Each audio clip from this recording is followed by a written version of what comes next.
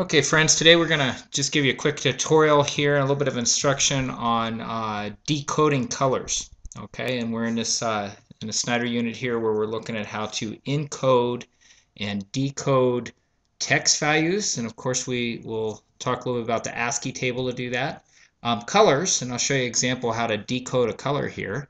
And then, of course, multimedia, which we'll look a little more in the next chapter, which encompasses things like MP3 files and video, for that matter. Okay, so out of the Blackboard shell, I have this image here called 4colors.gif, and what I'm going to do is I'm going to open it using the Windows Paint program. So I right-click on it, move the Paint program down a little bit here so you can see it in this particular window. Alright, and one of the tools here, if you use an XP, by the way, you might find it's a little different place, but one of the tools we have here is the Eyedropper, which allows you to pick a color. And I have 4 colors here, and I'm going to show you how to decipher this green color. And we can think back to how we store colors, and we have a red component, we have a green component, and a blue component, and each of those values can hold, well, they can range from 0 to 255. So in other words, there's 256 different shades, and 256 red, 256 green, and blue. If you multiply those 3 together, that comes out to 1.7 million. So we have 1.7 million different variations that we could store, which is basically everything the human eye is going to see. All right, so I'll grab my eyedropper again, boom, and I'll select that.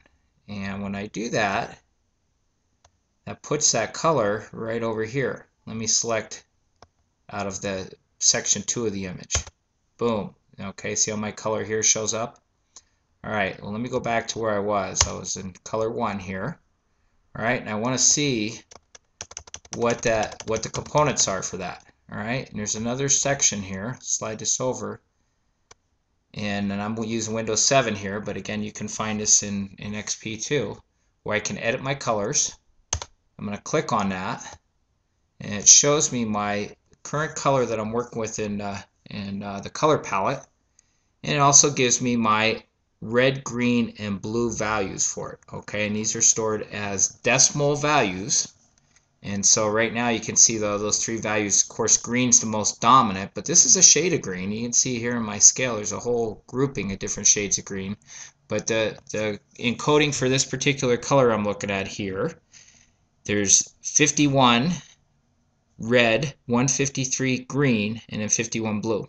Okay, and I'm showing you how to do this here because you're going to have a little homework assignment where you'll be asked to work with those. Alright, now I can also show you just briefly here. Let's suppose I want to take 51 and I want to say, wait, I want to convert that to a hexadecimal number. Well, I'm going to pull out my calculator here, and I can do that just from my run command. I'll say calc. I'll pull up my calculator, and I can change my calculator to a scientific calculator. And I think this will give me what whoops, this isn't quite right, is it? Let's see what else I have here. How about a programmer's calculator? Alright, I think this will work. Here's my programmer's calculator, and over here you can see I have my different number systems. And we looked at in this chapter how we can computers store things as bits, right? 1s and 0s. We have 10 fingers, or 10 digits, so we like the decimal number system as human beings. And then there's also a hexadecimal number system, which is a base 16, and it uses, once it goes past digit 9, it counts A, B, C, D, E, and F. Okay, so that's what it uses for characters. So it actually has 16 digits, and then it'll roll over to 1, 0. Okay, so let's take our decimal number here. So we got 51, and we'll convert that to a binary number, okay, which is 1s and 0s. You can see that right here. Okay, so and sometimes we put the additional zeros here, but we have 0011, 0011. That's the binary value for the decimal number 51. And the hexadecimal value is actually 33 for that. Okay, let's try another one. All right, let's start with decimal. The green value here is 153. Let's convert that. Let's put 153.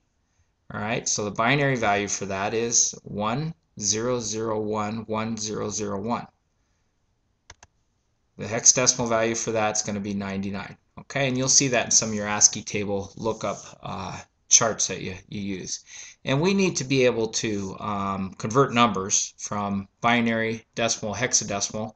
It's usually a skill we learn in pre-algebra somewhere along the line. I'm not going to go into detail with it today or in this lesson here, but recognize as you do more work with computers, especially as you start working with networks and you're trying to subnet networks, or if you're a programmer and you're working with different color scales and you need to be able to convert from binary to hexadecimal to decimal, these are really an important skill set. So recognize that math is an important topic here, and it allows us to do all this cool stuff with computers.